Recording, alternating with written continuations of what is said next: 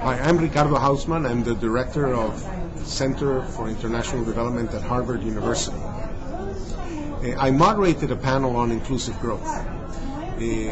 Now, when you think about social and economic progress, there have been in the history of thought two approaches. One approach says that the history of society is the history of class struggle, and progress is achieved when one class beats the other one and changes things. What I think was the dominant lesson from the panel I led is that instead of conflict, that really the source of progress is the expansion in the areas of human cooperation.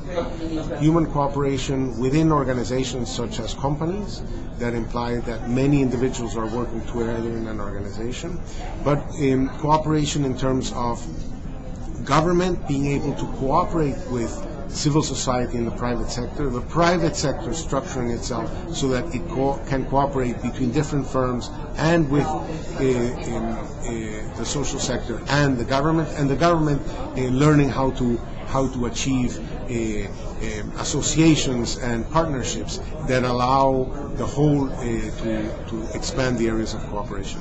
We saw enormous areas for cooperation. Right now, the world economy is growing, but it's growing so fast that it's putting pressure on the price of food and on the price of energy.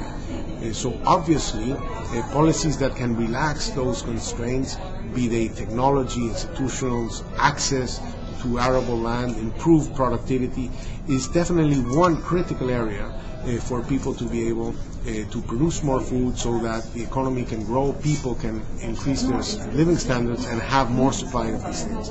But we also saw the enormous inequality in dreams that are in a society. It's not just inequality in income, but inequality in the things that young people can dream about doing with their lives. And there, you can see enormous possibilities in the expansion, not just of education, but of training, of entrepreneurship, of the possibilities to empower people with the capacity to dream and the capacity to imagine and organize. So there are plenty of things that are only going to happen if we find the ways in which civil society, the private sector, the government can relate to each other with sufficient legitimacy and credibility so that they're really trusting each other and finding avenues and opportunities for progress.